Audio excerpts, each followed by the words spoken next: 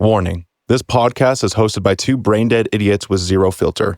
Therefore, it contains language and opinions not suitable for all listeners. Viewer discretion is advised. Hello, everyone. Real quick announcement before we get into the episode. We did run into some technical difficulties with the audio. We're not exactly sure what caused it, if it was just a software glitch or something along those lines, but basically it caused certain parts to be doubled or kind of sound echoey. So Adam did his best to alleviate the situation while he was going through doing the mastering of it, but it is going to be present. You will notice it, and thankfully it doesn't do it throughout the entire recording. It's just going to be certain parts, but I did want to give you guys a heads up that it's going to happen. I wanted you guys to be aware before we actually got into the episode itself. So we're looking into ways to try to help fix that so it doesn't keep happening for later episodes. But as of right now, this one is as good as we can make it. So please bear with us. We really appreciate you guys' patience and your viewership. And having said that, let's get into it.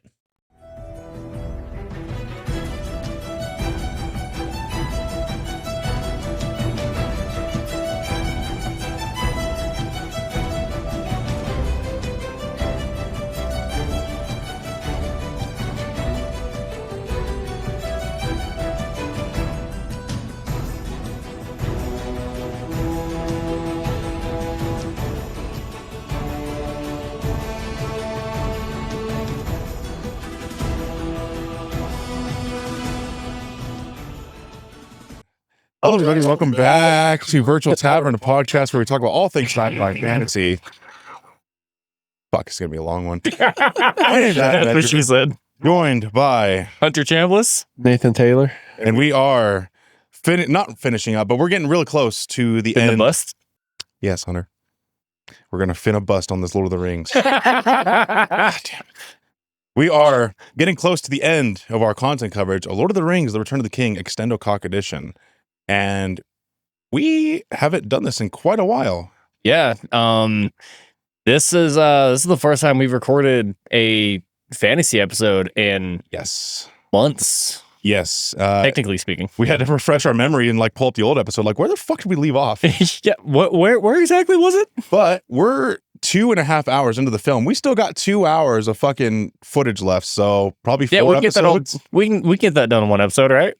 Well, yeah. we don't try very hard. We want to paraphrase literally everything. Right. And the movie ended. Yeah, and a lot of shit happened. They threw the ring in, and there's the movie. What do you want? Welcome. Fuck you. What do you want? Hyper in-depth analysis? No You way. think we're gonna fucking get in depth with this shit? Not today. But before we get into the nitty-gritty of our content coverage, we have our house cleaning shit. We like to do our social plugs. So I'm always on Discord. We are both live streaming, so you can find Hunter at Creator69 at twitch.com.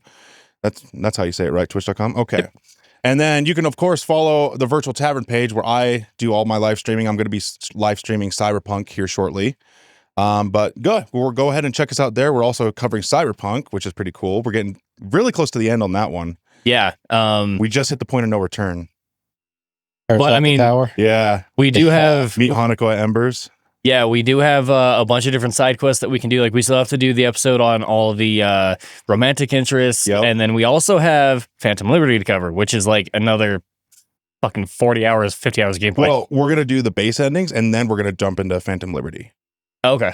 Yeah, because then it'd be weird to do it a weird jump around. Weird for your mom to jump around. Why is he like this? But anyway, back to Lord of the Rings. We got about 3 or 4 episodes left, and then we are probably going to do The Hobbit. We're gonna do The Hobbit. Probably. I don't want to do We're gonna do The Hobbit. Too? I don't. He doesn't like the Hobbit movies. I like the Hobbit movies. The Hobbit movies is what actually got me into Lord of the Rings. They start decent. It's like Star Wars for me, the sequels. Force Awakens, it starts strong, and then it just gets weaker every installment. And the Battle of Five Armies was fucking terrible. It was horrendous. I remember, didn't you and I talk about this a little bit?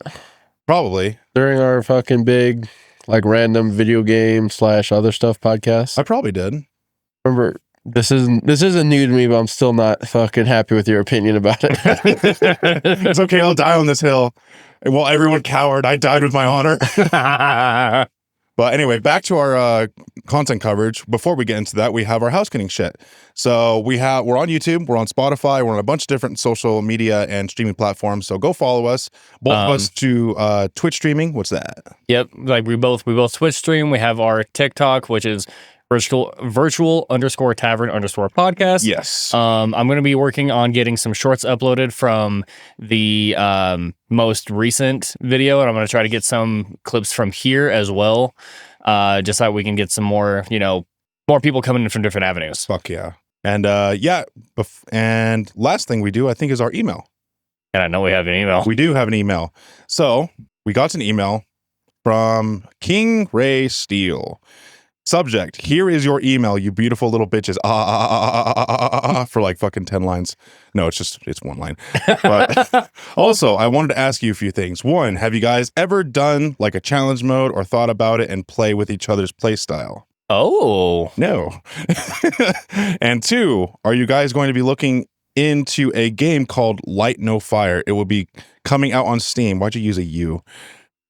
Sometime in the near future. It is amazing as far as I've seen. It's an open world MMORPG, and I think you guys would love the world fantasy aspect. Also, keep up the work, you absolutely fucking legends. And then a nice like that sounds about right.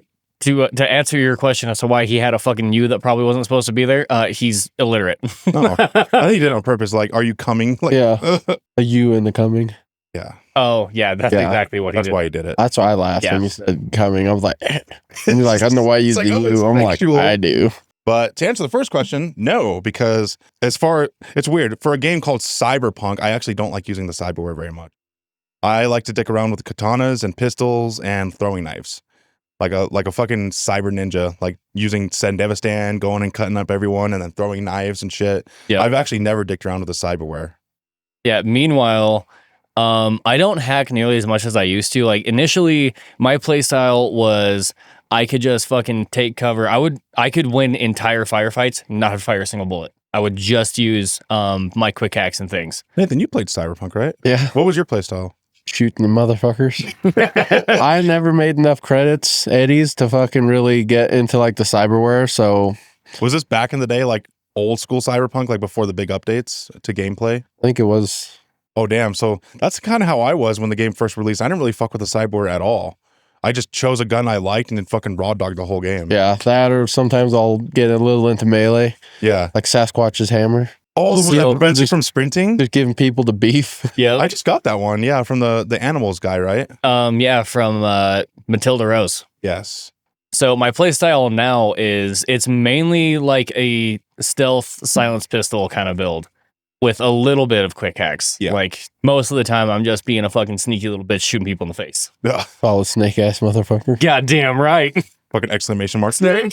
Snake. Snake. Oh, dude, I wonder if there's a fucking mod I can get to make it to where like instead of the eyeball lighting up, it's like the fucking exclamation point. I'm willing to bet there probably is. But anyway, back to Lord of the Rings. We have one last thing to do, and that's our talking point recap. And we had to like come up with one because we did not remember at all what the fuck we did last episode. So this is very spontaneous. My talking point recap question for Hunter is, Hunter, we saw last episode. Thank you for the nipple rub. That was great. I saw it in my peripheral. I'm looking down. I still saw it. That was great. We saw last episode Frodo get snatched by the hobgoblins, and now Sam has to go rescue him. Yeah. If you think the roles were reversed, do you think Frodo would have done as good a job? We haven't gotten to that point yet, seeing Sam free Frodo from the tower, but do you think Frodo could have done it? No.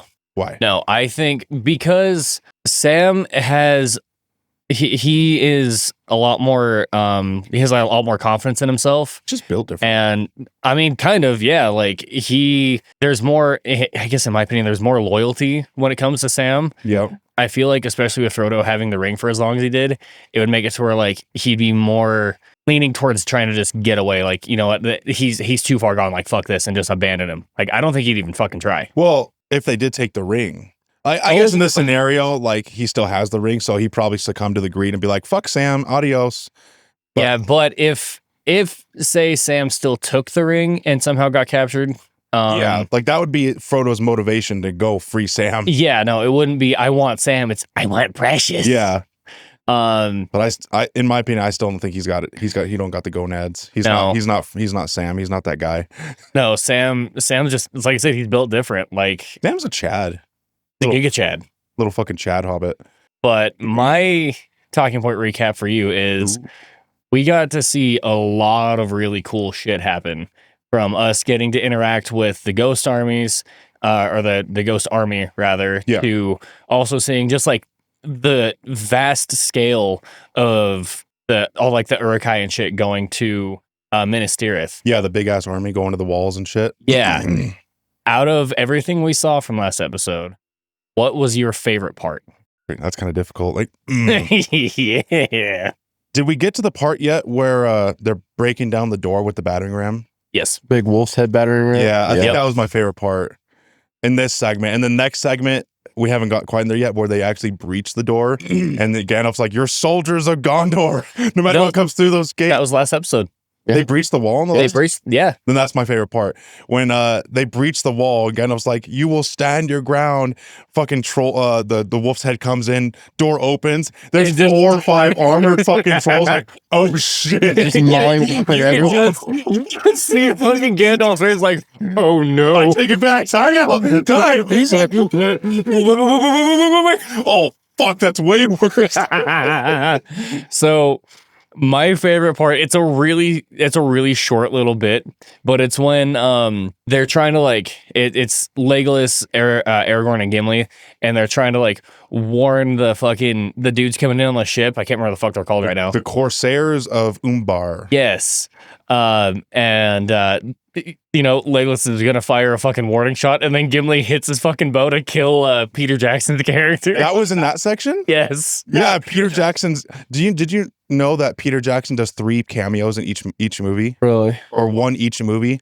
So in this film, he plays a pirate that Legolas fucking shoots by accident because Gimli swatted his bow and caused his aim to go down and fucking hits Peter Jackson. Yeah, and then fucking Gimli's like, oh nope, that's it. We're gonna have to fight you. Who could have done this? Who could have done this? Just makes me think of fucking Viva the Dirt League now. But yeah, that'd be my favorite moment, is when the trolls. You gotta make that a YouTube short now. Is like when the fucking door opens. Oh fuck! Oh, that's worse. Oh, dude, that's happening. That's happening. But anyway, back to our coverage. We are starting off with the hobgoblins. I think one of the skinny greenish looking one. I think his name is Shark Rat. And I can't remember what the bigger orc's name is. These are from like the games and shit. That's why I know it. I think his name is Shark Rat. But yeah, they take him to the tower. They take Frodo. This is right after Sam fucked up Shelob, and now Sam thinks Frodo is dead, right? Because he checked his pulse and everything. He believes that the ring is still on him, right? Oh wait, no, he took the ring at this point. Yeah, because he thought that he was dead. He took the ring, and then he went to go hide. Yeah, And that's when the orcs had come in, and they were talking about how the stinger doesn't kill you, it just paralyzes you. yeah. So I forgot that part. So he thought he was dead. That's why he fucking took the ring and was like, all right, I guess I got to finish the quest. But turns out Shelob injects you with like a paralyzing agent that doesn't kill you outright. It just fucking makes you immobile, lowers your heart rate, so you can't you're not really breathing. Your heart rate's slow. So he thought he was dead. Yeah, But Shelob is just basically the Bill Cosby of spiders. Oh Jesus! It'll be with the boom, and then I jab you, and then I just splice over Bill Cosby's face on Shelob. Good God! That's gonna be a short too. Oh my fuck! And then fucking foam's coming out of Frodo's mouth, and then the pudding, and then the bop, and then I'm in prison. Oh, anyhow. But yeah, so that's Sam's quest. He has to go to this tower, and save Frodo and get the ring back, or not get the ring back. Save his friend, and that's what he's got to do. Then we go back to the Battle of Minas Tirith, and what's so funny? Bill Cosby. You're still on that. That was 5 jokes ago. So we go back to the Battle of Minas Tirith, and the fight is not looking good. So the soldiers are doing their absolute best, but they're leaderless. They don't got the numbers. The front door is fucking busted. Mind you, Minas Tirith has many levels, and each level has its own gate. So they're just going to continuously fall back until there's nowhere to left fucking go. Yeah, in the last episode, we referenced Minas Tirith kind of being similar to that of like the city from Attack on Titan. Like, Yeah. it's just walls upon walls upon walls. Wall But Maria, eventually, Wall Rose, or whatever the fuck it is. And yeah, eventually you're gonna get pushed so far back to where you have nowhere else to fucking go. exactly. So Minas Tirith, the people there can survive a siege for a long time, but not forever, right? Like the riders of Rohan are on their way, but they better fucking hustle and bustle. Like within a day or two, they're gonna lose. Yeah, they still have the fucking Nazgul warthogs just fucking. Oh, fucking warthogs. Nazgul go burr. There is a scene where the fucking Nazgul, it's a deleted scene where the Nazgul just do a fucking side run on the wall and just knock down a bunch of guards. It's like a A10 warthog. Yep. But we have a scene where Gandalf is like fighting with the men of Minas Tirith. And, you know, he's like, fight for your lives. And Pippin comes down. He's like, hey, Denethor's, he's fucking cuckoo for Cocoa Puffs, man. He's lost his mind. Yeah. He's going to burn Faramir. And mind you, Faramir is still alive. He took a poison arrow to the shoulder. Yep. But Denethor, the dad, is so crazy. Like, he thinks that his son is completely dead. Didn't even bother to check his vitals or anything. It's like, Oh, Lord, burn him. my least favorite son, he's dead. He's still alive. No, he's dead. Like I can still hear him. Just like, he's so... No. Yeah, he's dead. Father, I'm alive. Oh my god. I'm burying you.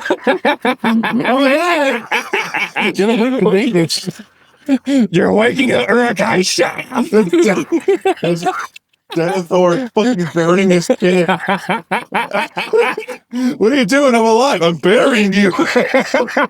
Yeah, there's so many short contents that we've had so far. You're gonna have to get to editing, boy. Oh, this is gonna be fucking good. Holy shit. Gandalf picks up Pippin. They're on their way back up to the main citadel, and the Witch King shows up. And the Witch King and Gandalf are kind of on the same power level, roughly, but the Witch King is just slightly more powerful. And the Witch King pulls out his fucking sword, shrieks in the air, and it's enough to cause Gandalf's staff to like fucking shatter. Don't know how, don't know why, but like that's just the way it is. Yeah. That's just the way it is. But I kind of wish that we got to see an actual full-fledged fight between them. Like it gets cut off by the sound of the riders of Rohan and their horns like Yeah. So the Witch King is like, oh shit, we got reinforcements coming in. I got to be at the front line for this. Yeah. But it would have been cool to see a fight between Gandalf and the Witch King. Gandalf is a little bit outmatched, but he could put up a good fight, I believe. And I mean, honestly, like, I'm kind of sad with how King's story ends, just because, like, kind of dies like a bitch. Because he gets killed by a woman. No, it's because he gets stabbed in the fucking face. Oh. It's not really shown in the movie, but when Pippin stabs him in the back, it's like a dagger from a Barrow White cave. So it's like a ghostly dagger that weakens him. It's not explained well in the movie, but it weakened him to where Éowyn could deliver the finishing blow. Bombadillo'd his ass. Yeah. Tom Bombadillo. Master of the Weed, Master of the fucking Will.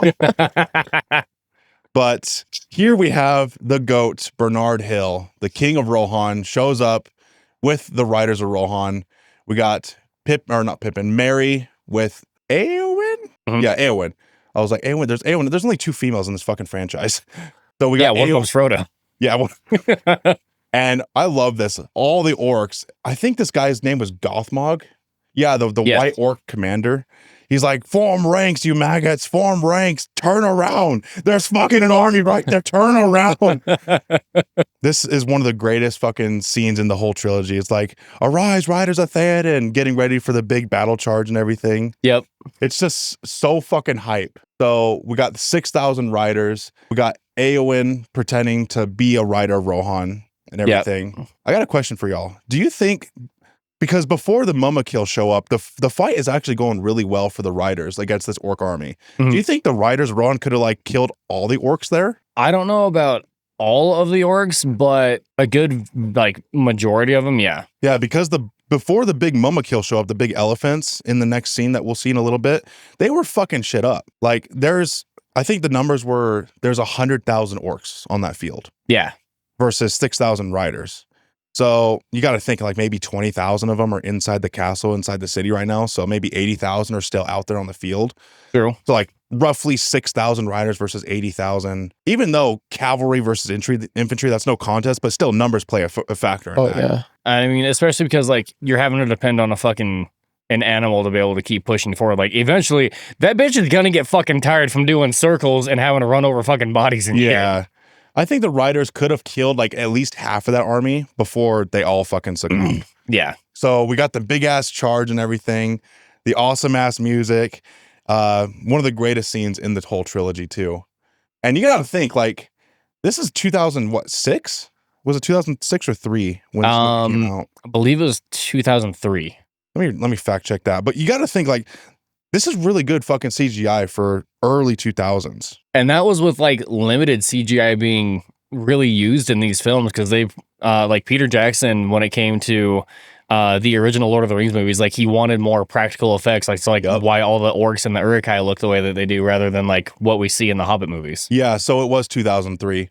But yeah, you have this big ass army, and apparently, if I remember right from the behind the scenes material, when they were programming these CGI models of like the horses charging and everything, they almost use like real-time strategy AI for the movements, like almost like a video game when they did the CGI for every individual fucking like rider Rohan or like CGI soldier you see in these battles. Yeah. They had their own brain.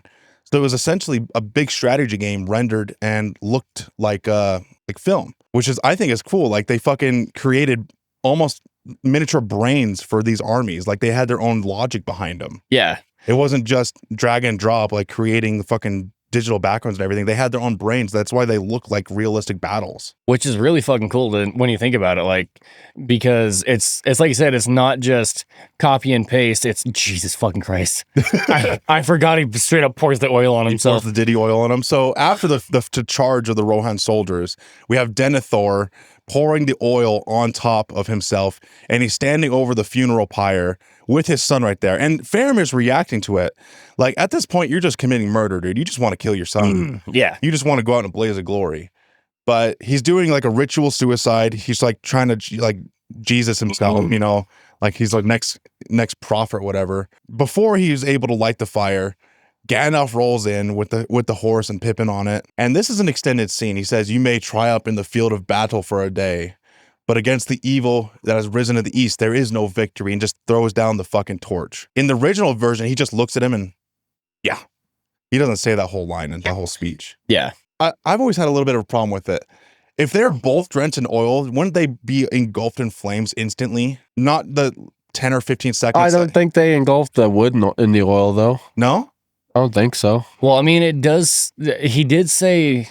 Well, actually, no, he didn't say to soak the wood in oil. He just said to bring wood in oil. Oh, but what he poured himself with, I think, was oil. Yeah, no, he definitely poured fucking Diddy oil on If he himself. just starts like basically right at his feet or whatever, or like if he tossed it outside, the wood still probably have to burn, make its way in. Gotcha. People don't burn very well. Like they don't just go up like wood. So like that's why they need the oil. Yeah. And I mean, especially if like, because like he was pouring it on his head, like it probably stopped somewhere on his. Oh, you're probably right. Gandalf, Pippin jumps on the pyre, pushes Faramir off, puts out the fire.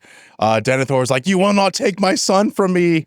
And fucking Gandalf comes in with Shadowfax, beats his ass on top of the fire. And Denethor has a slight moment of clarity where he sees his son open up his eyes just barely. He's like, "My son. Oh, wait, I'm burning. I'm still on fire." And this is something a lot of people have had trouble with. You see how fucking far he had to run to get to the nose tip of Minas Tirith where he jumped off? Oh yeah, dude, it's Like, so I got far away. He's on fire that whole time. There's no way he would have made the run all the way from the back of the temple. Like even the model is back there of Minas Tirith. Hunter, actually, can you go grab that model? We're gonna fucking do some Mythbusters here. It's kind of nice that I have a little monument for scale. So on Minas Tirith, it's kind of like out of focus and everything. They are like way the fuck back here in these mountain areas where the Temple of the Kings are at. And then in the next scene, he's still on fire, mind you. He runs all the fucking way to the nose of Minas Tirith and then jumps off. There is no way in hell he would have survived burning alive that entire time to make it to the nose of that fucking Dude, at the very least, he should have passed out from shock. yeah. Are they not just in this little chapel right up here? No, so where this takes place is right here. So Oh, right here in the wow. back, like you can take and look at it. In those back little mountain areas, that's where like the Tomb of the Kings is. That's where they're at. So he ran all the way from back there to the nose of the city. The wall is on fire. There's people like hiding. Oh my We got God. Denethor? He's on fire. Dude, I'm just picturing fucking like Tourette's guy type shit, like fuck. Start getting winded while I'm on fire. It takes a breather. Oh wait, I'm on fire. Fuck. We go back to the Riders of Rohan. Denethor obviously suicided off the cliff, off the nose of Minas Tirith. We go back to the Riders of Rohan. They're actually slapping ass. They're taking names and fucking people up. Yeah. And all the orcs are actually retreating. They're like, oh shit, they got horses. But here come the Mumakil. And these are the Haradrim, I believe. I always get the Haradrim and the fucking Easterlings mixed up.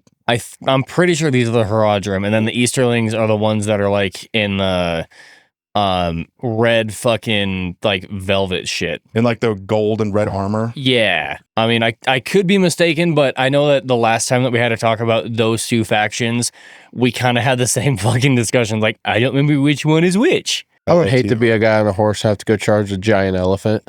Oh, bullshit. I know, dude. It's like fucking hacks, man. This is some bullshit. Yeah, these are the Haradrim. These are Haradrim. I always get them confused, but these are the Haradrim. Like they're savage men from the south, from like a desert region of Middle Earth. Yeah. They got these big ass Mumakil. They've got basically these war rigs. They got spikes on the tusk. These Mumakil are like, I don't know, 7 stories tall. And they're just fucking up the cavalry. There's nothing that they can do besides shooting arrows and shit, throwing spears. But even then, they're just tickling the Mumakil. Yeah.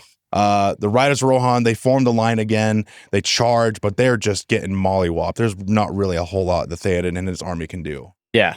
It's just basically a one-sided fight. Oh, it's advertisement time. They showed an advertisement of a scene way back in the farther reaches of the movie. But while we let this advertisement play out, I want to ask you guys a question. Do you think the strategic choice of King Theoden to charge the Mumakil was the most viable strategy, or can you think of something else they could have done? As far as like what they could have done besides charge them, I'm not sure. But do I think you should have fucking sent a bunch of horses after big ass fucking elephant mammoth things? No. Okay. What do you think, Nathan? Do you think they could have done it differently? Oh, they absolutely could have done it differently. Well, like how hard do you think it would be for Mumakil? Very hard. Really hard? So it'd probably be even harder to knock a wall down, right? Yeah. Why couldn't they just fallen back to the wall and then got the archers from up top? Exactly. Fucking exactly. We pretty much share the same opinion. As soon as they saw the Mumakil, they should have fucking Fallen back. outied out of there and like, dude, let's get back to the castle. Not only can we help the people that are in Minas Tirith, there's orcs still in the city, right? They didn't get them all.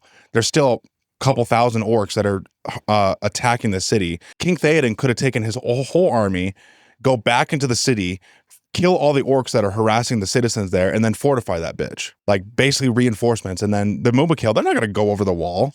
No. Well, and it's not like the guys on the horses can reach anybody on the Mumakil anyways. Right. So really your only viable option is archery. Yeah. I mean, even without the ghost, they were only able to kill a handful of them. Or like siege weapons. Yeah. Like your catapults from Minas Tirith. A lot of the siege weapons were actually taken out by the ring race, the flying Nazgul. But yeah, they could still use bows and arrows and shit. There's better ways. They're absolutely better ways. They shouldn't, like I said, they shouldn't have sent fucking horses after fucking elephants. Like, unless he's just trying to stall for time to keep them away from. Yeah. Like he knows what's going on behind him. He knows the city's it's been breached. Yeah. So he's just trying to keep more from piling on. Oh, just try to buy them time. Yeah. Like he knows what's going to happen. I guess I could see that point of view. Soldiers rage. Fucking Attack on Titan. But we have a scene with Éowyn and Pippin.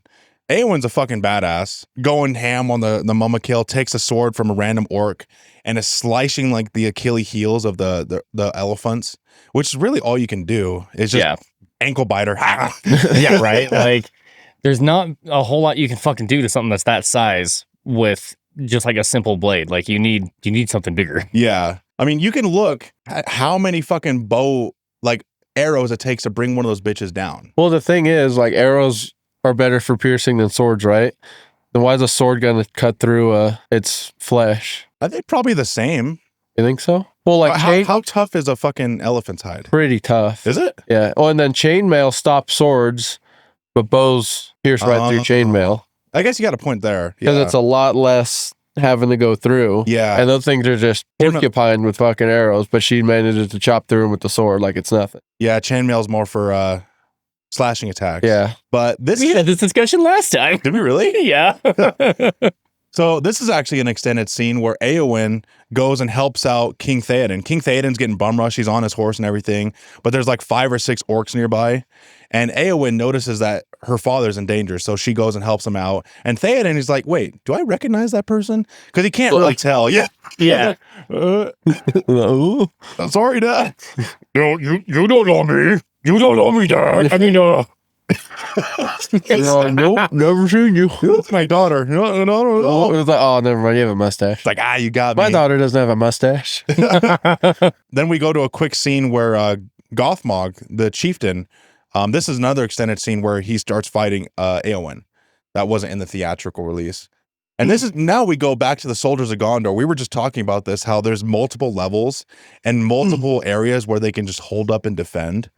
And there's Gandalf and Pippin and I don't know, 30 Gondor soldiers. Yeah. I don't know where this is, like what gate or what level they're on, but they're fucking almost to the last line of defense here. Yeah, they've gone back pretty fucking far at this point. Yeah, most of the Gondor soldiers are fucked up. They got bandages on their head and everything.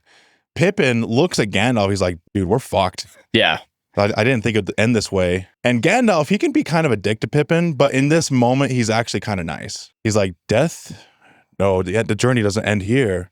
Death is just another path, one that we almost take. And mind you, Gandalf has died before. Yeah. So he's telling pretty much Pippin his experience of dying, being resurrected, coming back from the dead, you know, what comes after death and everything.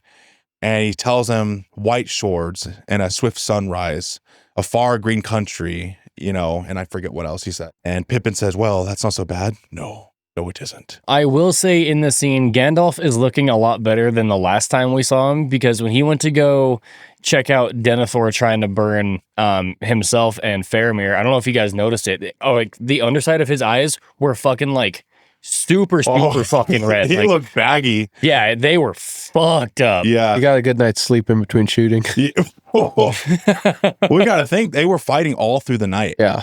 Like this siege has lasted a good 24 hours now. And Yeah. they've been awake the whole time. We go back to Theoden. He's like, soldiers rally to me. My soldiers rage. I can't not think of it now. Thank you. You're welcome. But he's like, rally to me. And then screeching in the distance, you hear the Witch King. And I love this look. Let me go back to it. But even Theoden has this look of like, oh, fuck. She's like, no.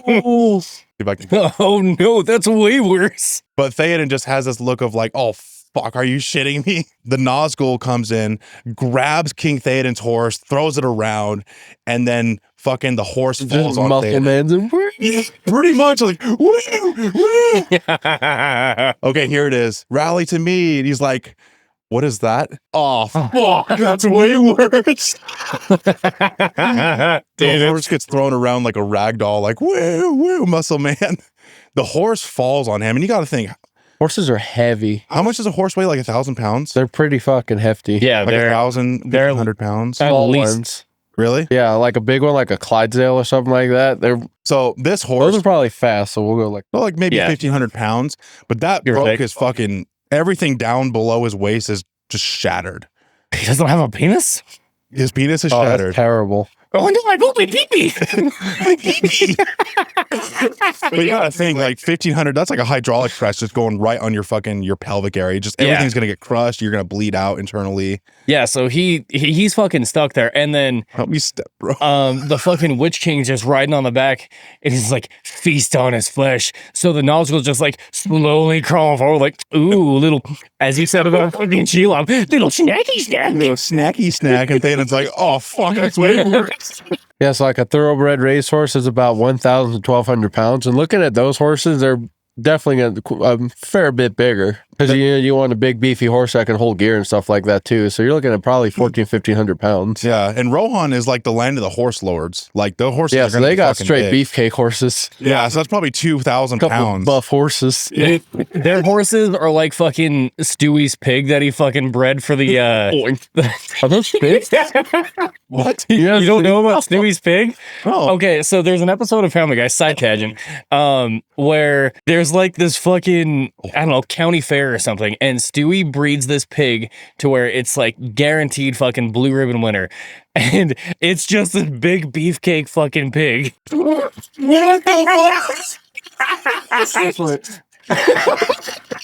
those are the riders around. The horses. Nay. Yeah, exactly. Like their horses are like Stewie's Oh. pig. It's getting spicy in here. Can you make that cooler, actually? Yeah, I I got think we're all dying here. Oh. Why is it spicy? It gets hot and heated when we're all fucking getting riled. Ism mode. Ultimate tism activated. But anyway, back to Theoden dying. Oh, right. Eowyn, the daughter, goes and helps him, cuts the head off of the fucking Nazgul. Yeah. And this is like, oh hell yeah, I didn't know those things could fucking die. Right. Kind of a moment like, hell yeah, let's get it, brother. But then the Nazgul's dying, it's flailing and everything. Or not the Nazgul, the Fell Beast.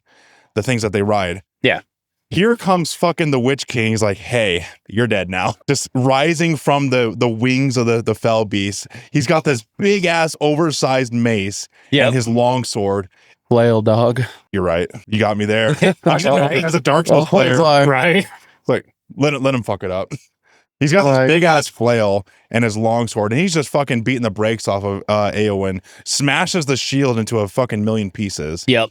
And ruins her fucking day. Now we go back to a couple of the orcs that have retreated the battle. They're on the lake now that runs through Osgiliath and everything, through Pelennor fields. And they're expecting the reinforcements, the Corsairs of Umbar, like the pirate people.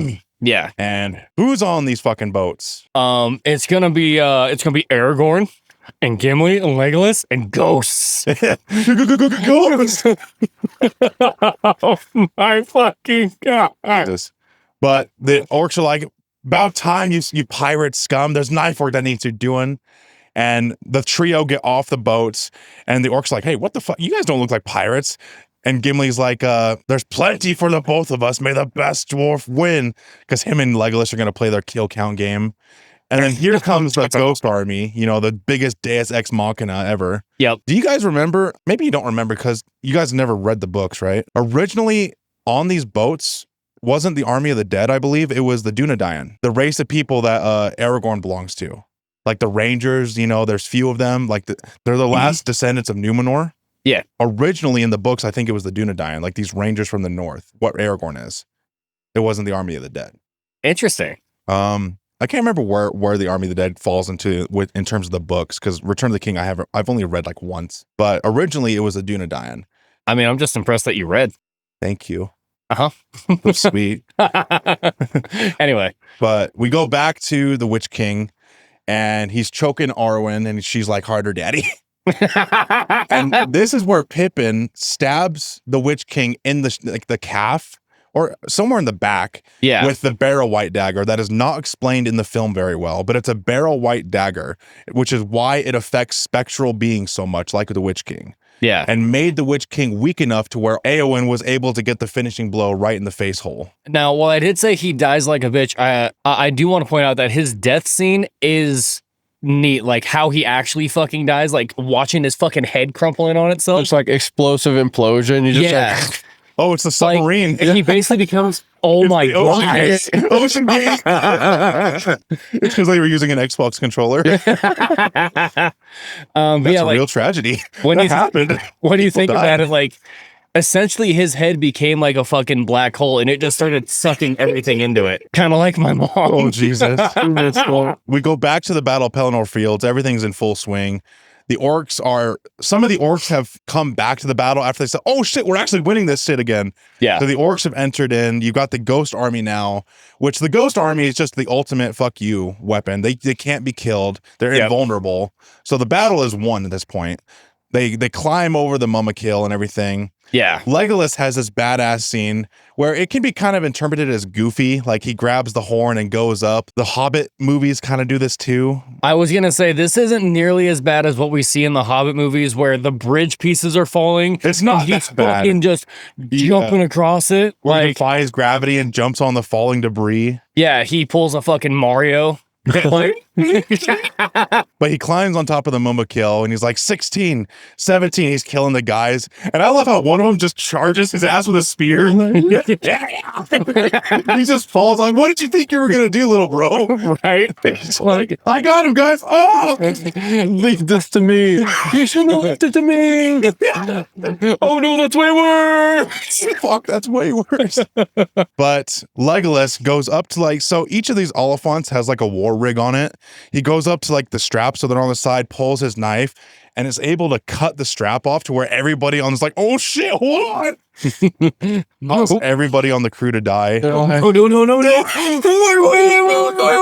Go down with the ship. Yeah, they're sliding over the side. It goes down. Legolas goes and shoots 3 arrows into the head of the Mumakil, which I guess you're right, because it has to, the arrow shots have to go deep enough to pierce the skull. Well, that was kind of like right in the nape, though, wasn't it? Because your skull's really thick. Yeah. Like if you go like right below your skull, like right where your spine's real close, then hitting it with fucking arrows is basically going to sever your fucking brain from your spine, and that'll take it out. So we're back to Attack on Titan because we're hitting the fucking nape of the neck.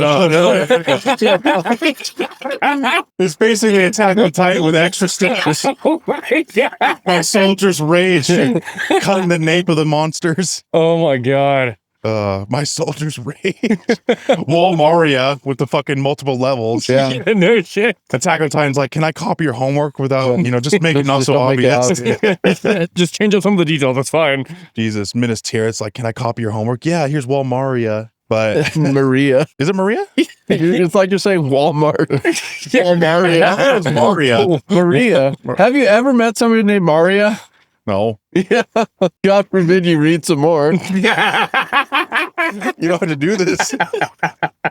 Anyway, back to our feature presentation. Theoden has just got the brakes beat on him.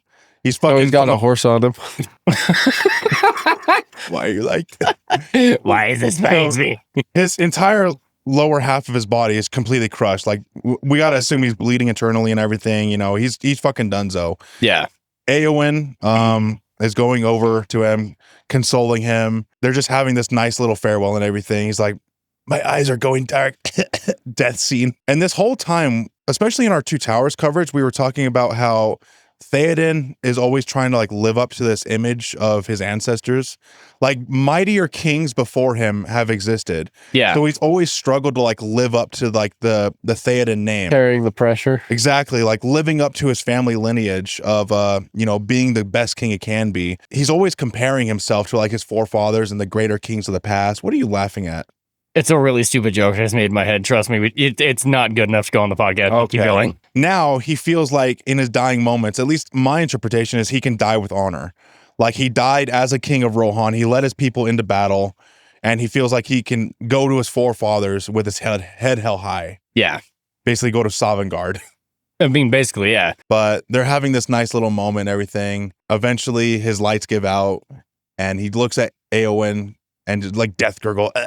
I will say, like, it's especially with like how he was for the majority of the second movie. Like, it's nice to have this more like humanized version of him, like, really come out. Like, I mean, we've gotten little glimpses of it here and there, but to have just like this one last wholesome moment between father and daughter, like, it was a really nice way to be able to wrap up his character's story arc. Yeah. Shows us humanity. Yeah, exactly. Yeah, because in the Two Towers, he kind of was a little bit of chaotic, not evil, but chaotic neutral. Like he was so irrational, got a lot of his men killed and everything. Yeah. And now I feel like he's redeemed himself in this final act of like, okay, you were a good king. You died well. You died with honor.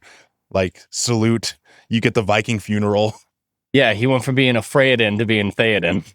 Jesus. That was the joke I said in my head, but I had to fucking get it out. That was a good pun. It was one of the jokes of all time. it was a joke. They were words in that sentence. Fuck you. The battle is completely done. The Battle of Pelennor Fields.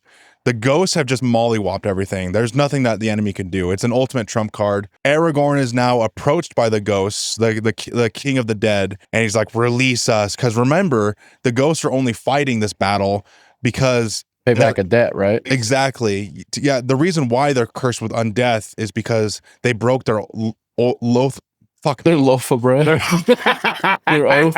They broke their oath of loyalty to a king long ago. I can't remember if it was a Isildur or another king of Gondor, but basically the kingdom of man was attacked. They were supposed to be like the reinforcements, and they deserted. They were cursed with undeath as punishment for their crime of desertion, and Aragorn, being the last line of blood of the noble kings and everything, Yeah. he's the only one that could technically lift the curse. So out of honor for, because Aragorn's a noble man, even though he could technically hold the yeah, he which has always kind of bugged me. You have an invincible army of ghosts. Why not just say, all right, I'll release you, but go over there to that mountainside where that Mordor is, go mop up everything else in there, and then I'll release you. But then the movie would be over. Wipe out the rest of the fucking armies that we're gonna have to face, and then I can let you guys go. Like, Yeah. I mean, I understand like why, at least storytelling wise, why he let them go before like they actually managed to get the ring to the mountain, but it would have been kind of cool to just see the fucking ghost go in and just fucking clean out. It would have been the ultimate Deus Ex Machina moment, though. Like everything, like there wouldn't be a movie. Right. The third act of the movie would just be gone. Yeah. Well, I think he's just trusting the process, though. Like, he knows Sam and Frodo have their mission, and he has his mission. Oh. He didn't expect them. Oh, hey, we're done there. We're going to come give you a hand. He's having like- a let him cook moment. Yeah, he's like, I've done what I'm supposed to here. I just got to let them, leave it in their hands at Yeah. this point. Well, also Aragorn is an honorable man. I think he would feel pretty dirty. Basically enslavement. Yeah. Like if he kept this armor any Dangling the longer. carrot in front of them. Pretty much. Yeah. Like Aragorn, he's an honorable man. Even though he could and very well had the power to keep them under his leash and just say, hey, I'll release you one day. He's just doing the honorable thing, and he releases them, lets their spirits rest and everything. So one last thing that I just thought of is like, no. if they would have kept the ghosts, like, let's say like that's how they finished the movie, right? And like it was just like basically following them in a fast forwarded fashion, like seeing them attack everything. I'm just picturing the fucking chase music, like is that what that's called? Benny Hill? Like they would just have that playing in the background while you just watch all the ghosts fucking mob through. They go to Moria, they go to fucking Mordor, they go to Erebor, everywhere where the enemy's attacking, just like But like, couldn't they pretty much just say fuck you at that point? Like, when Aragorn first went and asked them, they didn't have to come help, right? But they wanted to get rid of their curse. So after that, if he was like, they could have just been like, nah, no thanks. We're they fucking. very well could have turned. The ghost army could have turned on him and be like, you're not going to release us? Fuck you. We're just going to kill you. Yeah, they're like, okay, this is unlife now. Yeah. Guess you're going to die. Yeah. I guess he was weighing the pros and cons. Like, do I want to piss these guys off, or do I want to just take the win right now and go? Like, basically deal or no deal. Press the button. I'm cashing in. Yeah. Because, I mean, you guys do have a good point. Like, they easily could have fucking turned on him. Like, yeah, I mean, it would make it to where they wouldn't be able to have the curse released. Yeah.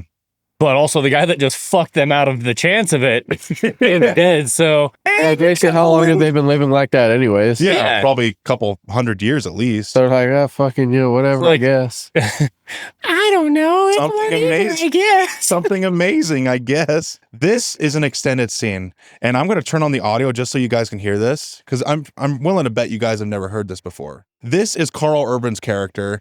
What's his name? He's the brother of Eowyn. Billy the Butcher. God, help me out here, Hunter. I don't remember his name. Oh, goddamn, I'm going to look it up. Eomer. Eomer. So this fucking. this is actually an extended scene, and it shows Eomer running to Eowyn, his sister, because she succumbed to her wounds of the Witch King's fucking flail, which I don't know. I guess it happened off screen. I guess she fainted off screen or something. Like something with the wounds caused deep fucking. You know what? It makes sense that she wasn't too fucked up in the beginning. Nazgul weapons have like poison that seeps into your soul. Yeah, because like, isn't that essentially what happened to Frodo in the first movie when he got shanked? Yes. So later on in the film, we'll actually see Eowyn in like Minas Tirith's House of Healing.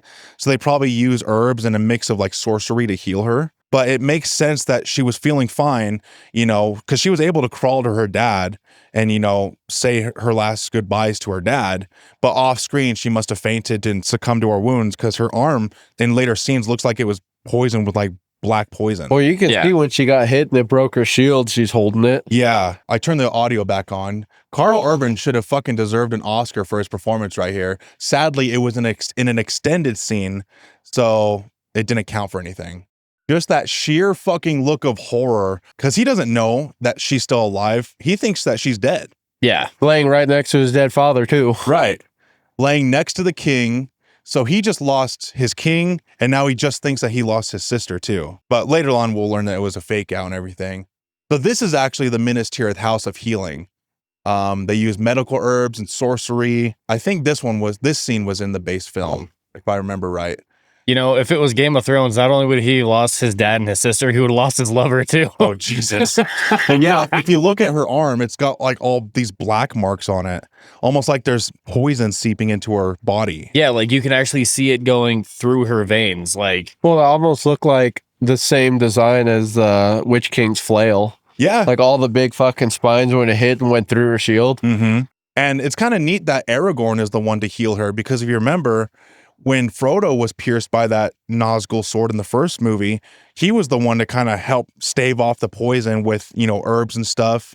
And now here he is kind of doing the same thing again for another Nazgul wound. But she wakes up, turns out she's alive, and everything's hunky-dory. And she wakes up in the House of Healing. The next day has arrived, and there's this nice, cute little extended scene with her and Faramir. They actually end up together towards the end of the film, which is weird. yeah. Because they spend zero time developing that romance. Oh, right here. All right. This is literally the only time. Oh, I almost died. You almost died. We have so much in common.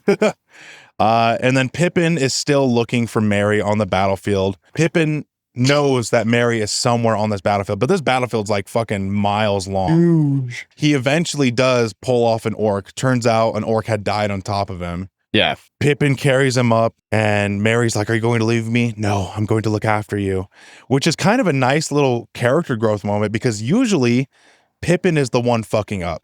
Yeah. And Merry has to take care of him, because Merry is the responsible one out of the two. Now it's kind of like good character development, seeing Pippin grow as a person and become more mature. Yeah, which is really nice because I mean, like, really up until the like second or third act, like, I mean, really both of those particular hobbits were very childish in nature, and you know, they were hobbits, they were carefree, like they didn't take a whole lot of shit seriously, which is why, like, in the first movie, the fucking skeleton gets knocked down the well to, you know, alert all the fucking orcs and shit to go up to him. Throw yourself in next time and rid us of your stupidity. Like I said, you know, the later acts in this movie is when we really start to see growth for both their characters and make it to really become more mature, and they are more like true adults as opposed to like kids in adult bodies. Yeah, especially the beginning of this movie, because Pippin really fucks up a lot in the beginning of this movie, if you remember,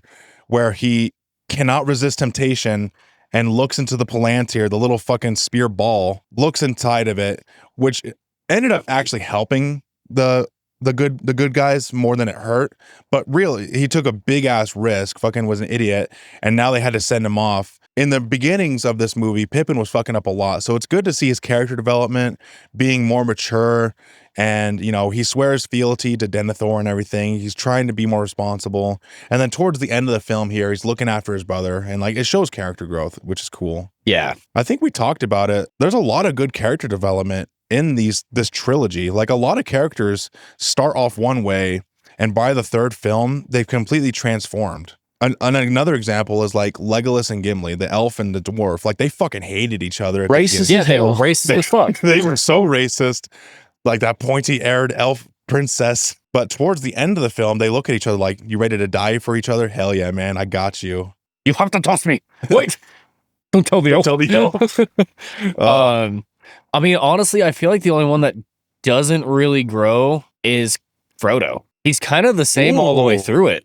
Ooh, that is a spicy take. Like, Now I gotta think about that. does he grow as a person, or does it kind of stay stagnant the whole time? To me, he's kind of always just the crybaby bitch.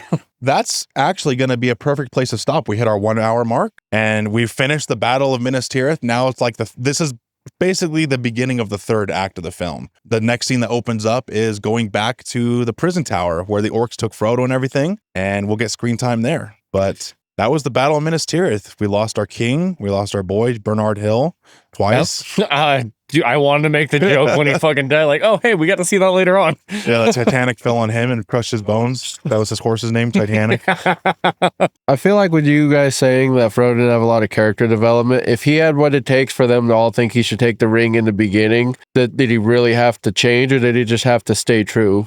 Because fighting the ring the entire time, like, isn't like, you're not really going to have positive character development. You're just going to try to not devolve into, you know, the ring and the greed and having it tainted you. That is an interesting way to see it, is like someone that's already developed as a person and just seeing them struggle to maintain that.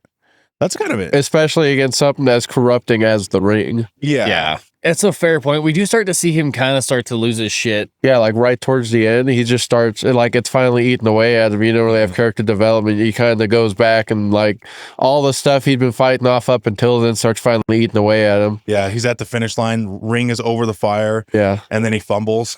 Fumbles the bag. Yeah. Fumbles the baddie. The ring is mine. No, you were right there. What the fuck are you doing? It's smiling friends. Oh, we were right there, man. Dude, you had the fucking the golf gym mommy right there, or the golf gym mommy right there, and you fumbled it. Speaking of golf gym mommies, that reminds me of Elden Ring Night Rain, the new character, the Undertaker we're getting. Oh.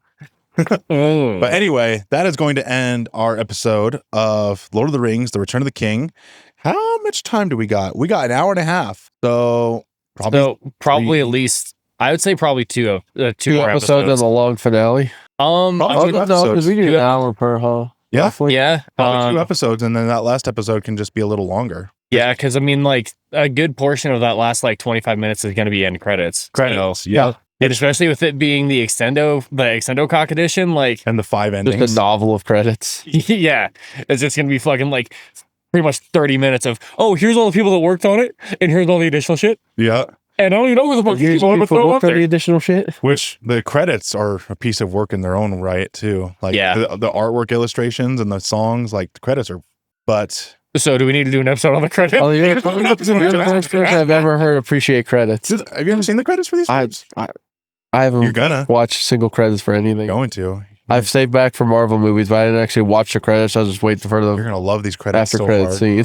You're gonna fucking be like, Adam, can we come to your house and watch the credits again? Skip to the good part. Very end. Yeah, we skipped to the good part. Oh, we eating good tonight. We got credits on. Like, you started the credits without me? Come on. Ridiculous. I thought we were bros. This is fucking bullshit. I'm leaving. What was your guys' favorite part of this segment? Starting with you, Nathan. Why? I need time to think. Starting with you, Hunter. Honestly, my favorite part would probably be when the fell beast is just like slowly crawling towards Theoden, like, I'm gonna get you, boy. Just like Swooty Swooty coming for that booty. Yeah, dude, exactly. That beast's name is Big Dick Randy. Jesus. Did you think of one, Nathan? Yeah, I think I pretty much I enjoyed when the Aragorn, Gimli, and Legolas show up and they jump off the boat and the orcs are all smug for a sec. And then here comes through the boats the fucking undead army. And they're like, oh shit. Oh no, that's way worse. Oh, fuck. Well, that's way worse. Anyway, this has been another episode of Fantasy Friday. My name's Adam Egger, joined by Hunter Chambliss. Nathan Taylor. and we will. Fuck, that hurt my arm. Oh, just doing that little. Fuck, I did it again. Thank you very much. Anyway, we'll catch you. I had a little stuttery towards the end. I've been talking like fucking on firing on all cylinders. Anyway, we'll catch you guys on the flip side. Bye-bye. Bye.